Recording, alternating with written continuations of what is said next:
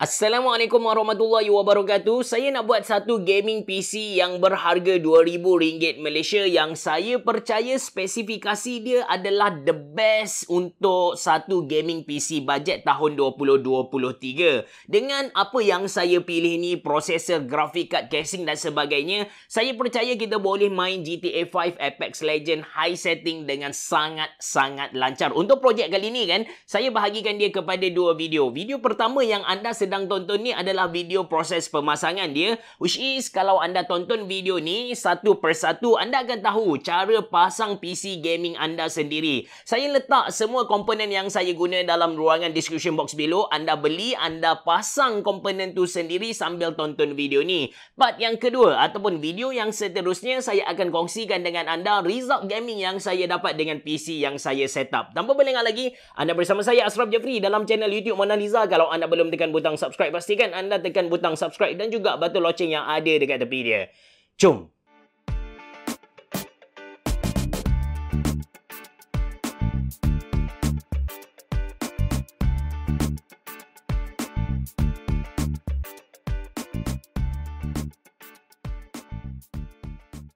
Okey, untuk projek kali ni saya akan guna prosesor dari AMD iaitu Ryzen 3 4100. Spesifikasi dia nanti saya cerita. Kemudian untuk motherboard, saya pilih yang paling basic dari Gigabyte iaitu A320MS2H, sebuah M-ATX punya motherboard. Ini kita panggil prosesor. Untuk AMD AM4, dekat bahagian bawah ada pin. Yang pin ni anda kena hati-hati. Kalau bengkok ataupun patah, automatik dia punya warranty tu akan void lah. Kalau bengkok mungkin boleh baiki sikit. Untuk pasang prosesor ke motherboard ni, ini soket untuk prosesor. Anda boleh buka dulu dia punya pemegang dekat tepi. Kemudian anda tengok betul-betul dekat bahagian atas ni dia ada satu arrow. Ada satu arrow. Kemudian kita ambil prosesor kita, ada satu arrow yang berwarna gold juga. Jadi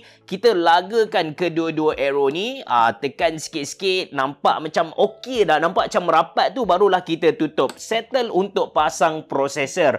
Untuk cooler, saya akan pakai AMD stock cooler. Yang mana AMD stock cooler ataupun kipas prosesor AMD ni, dia datang percuma dengan prosesor Ryzen 3 4100. Cara pasang dia simple sahaja guys. Okey, kalau kita tengok dekat bahagian bawah, besi ni kita panggil dia sebagai heatsink. Tujuan dia adalah untuk serap suhu ataupun haba panas dari prosesor. Dia akan tolak naik ke atas dan kipas akan sejukkan heatsink tu. So dekat bahagian bawah ni anda boleh nampak, kalau anda punya prosesor tu adalah prosesor baru, dekat cooler ni dah pun ada thermal paste. Nampak tak yang warna kelabu? So kita akan pasang dia macam ini sahaja. But untuk itu kita kena buka dulu bracket hitam yang ada dekat motherboard.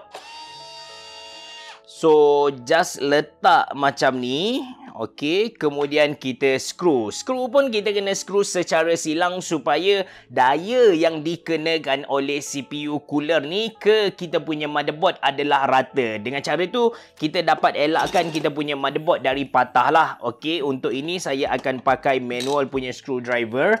Anda pusing sampai anda rasa ketat. Dari CPU cooler tu anda akan nampak ada satu kabel yang mana kita panggil dia sebagai fan header. Untuk CPU cooler kita kena pasang dekat header CPU cooler yang biasa kita dapat jumpa dekat atas, bahagian atas motherboard. Kita masukkan dekat sini.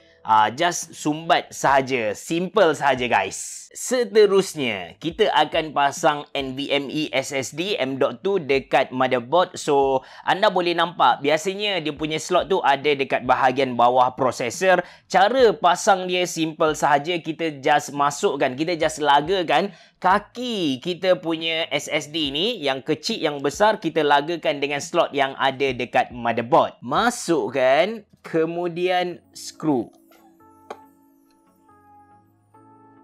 Langkah yang seterusnya kita akan pasang RAM. Nak pasang RAM ni pun simple sahaja guys. Anda boleh tengok yang dia punya kaki ni ada sedikit perbezaan dari segi panjang. Belah kanan panjang dari belah kiri. Sama juga dengan slot RAM yang ada dekat kita punya motherboard. Dekat bawah dia pendek, dekat atas panjang. Kita buka dia punya klik dekat bahagian atas. Lepas tu kita just masukkan sahaja. Tekan sampai bunyi ketak guys. Ketak.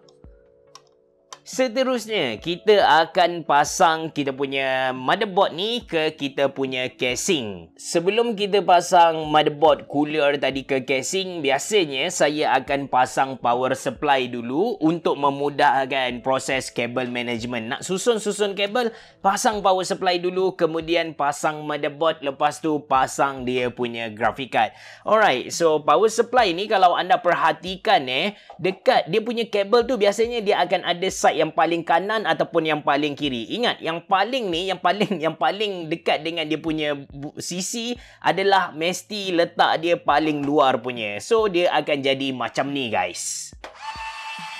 Untuk power supply ni ada beberapa kabel yang anda kena kenal. Ini adalah kabel 24 pin yang mana kabel ni adalah kabel untuk kita punya motherboard. Kemudian ada kabel yang dia akan kalau kita pecahkan dia adalah 844 macam tu. Ini ialah kabel untuk kita punya processor. Seterusnya ada kabel untuk graphic card. Yang mana kabel untuk graphic card ni dia pun 8 pin, cuma bila kita pecahkan dia adalah 6 tambah 2. Lepas tu, ini kita panggil SATA power cable. Lepas tu, ini adalah SATA data cable. Okey, apa yang kita kena buat? Kita kena ambil kabel untuk kita punya processor dahulu. Kita yang 8, 4 tambah 4 tadi, kita masukkan dia dekat bucu atas kanan. Sebab dia punya soket dekat motherboard ada dekat situ. Sebelum pasang motherboard ke kita punya casing, make sure anda ambil ni. Ini kita panggil dia sebagai I/O shell ataupun panel untuk kita punya motherboard. Pasang dulu dekat casing. Untuk sesetengah motherboard dia dah pun lekat. I/O shell dah lekat dekat motherboard. Tapi untuk motherboard basic macam Gigabyte A320M, dia memang dibuat secara berasingan. Lekatkan dia ikut dia punya notch yang ada dekat I/O shell. Tekan saja guys. Simple. Cuma anda kena hati-hati sebab agak tajam, boleh menyebabkan luka. Okey, lepas dah pasang kan, apa yang kita kena buat? Kita ambil motherboard yang kita nak pasang tu. Kita ambil motherboard dulu. Masukkan. Dan biasanya dekat sini saya akan pasang kabel power yang ada dekat bahagian atas motherboard. Okey, lepas tu masukkan ikut dia punya I/O shell tadi. Lepas dah siap skru motherboard ke kita punya casing, ambil kabel-kabel yang ada dekat kita punya casing. Ini dia. Ini kita panggil dia sebagai I/O shell. Ini adalah front panel kabel. Ada HD audio, ada USB 2.0, ada USB 3.0, ada dia punya button-button kabel dekat sini. And sesetengah casing yang mahal dia ada kabel untuk USB-C. Ada sesetengah casing juga disebabkan dia ada ARGB LED ataupun dia ada light bar, something like that. So dia modify kita punya reset button jadi LED button. So semua benda ni kita masukkan ke bahagian hadapan ikut belakang motherboard tray untuk tujuan kabel management.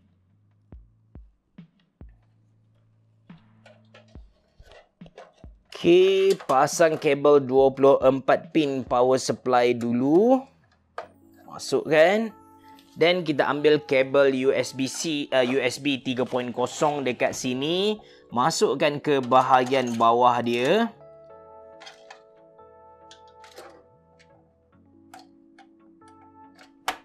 Nak pasang kabel from panel untuk macam power button, notification LED dan juga reset button. Untuk orang yang first time buat nampak macam complicated, tapi actually anda just follow label yang ada dekat motherboard tu. Biasanya dia ada power button, bawah dia ada reset button, kemudian dekat atas tu ada HDD LED, dekat bawah pun ada HDD LED juga. Power LED dengan HDD LED.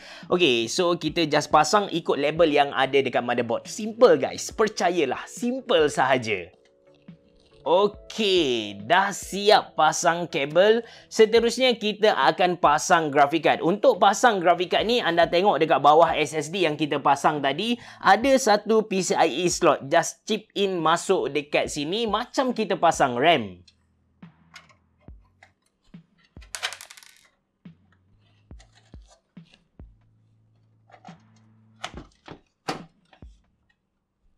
Bila dah siap pasang graphic card ke casing tadi, kita dah screw dekat bahagian belakang dia. Kalau anda perasan untuk graphic card yang saya guna iaitu Gigabyte GTX 1660S ni, ada power supply diperlukan sebanyak 8 pin. Jadi kita ambil kabel power supply, kabel graphic card dari power supply yang saya tunjuk tadi, kita just masukkan dekat sini. Simple sahaja guys. Untuk kali ni kan, disebabkan casing ni ada satu lubang di atas power supply cover ni, saya masukkan ikut situ supaya nampak lebih kemas. Sekarang basically kita dah siap pasang kita punya PC, cuma kita kena buat beberapa kerja-kerja kabel management supaya dekat bahagian belakang casing kita ni, kabel tu nampak lebih teratur lah.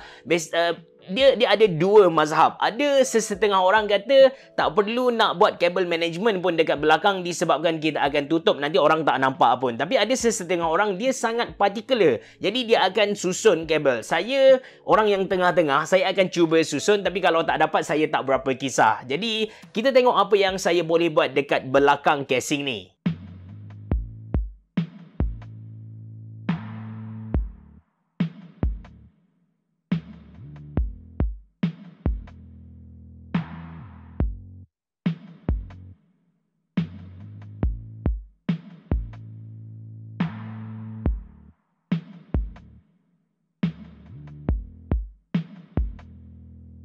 Okey guys, ini dia PC gaming budget terbaik tahun 2023 dengan harga RM2,000 Malaysia. Prosesor tu saya pilih Ryzen 3 4100.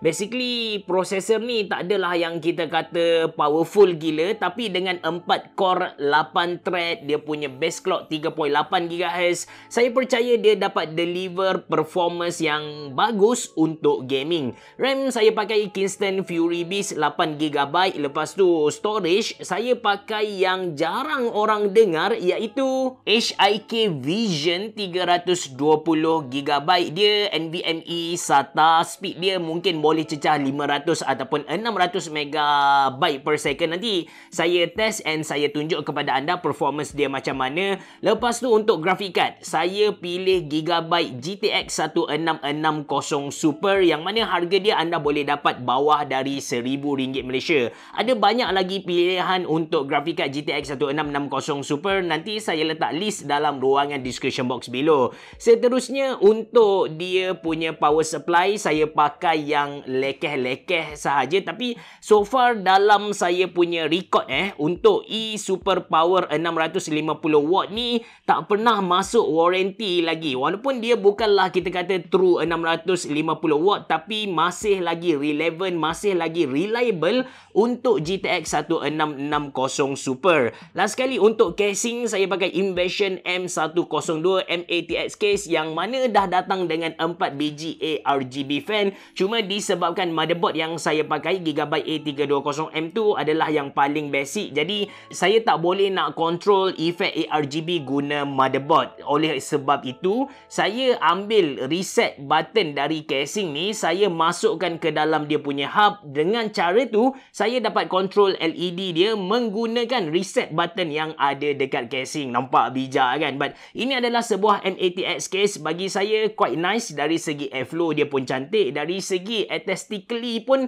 boleh diterima lah. Saya berkenan dengan casing ni. Harga dia tak mahal guys. Saya akan test dulu PC ni dengan beberapa game, dengan beberapa setting. Saya akan persembahkan kepada anda performance dia macam mana pada video yang akan datang. Dengan cara itu anda dapat buat judgement lah sama ada berbaloi ataupun tak untuk anda follow spesifikasi PC yang saya buat untuk projek kali ini. Itu saja dari saya. Terima kasih kerana menonton. Assalamualaikum warahmatullahi wabarakatuh. Bereboh. Jumpa lagi.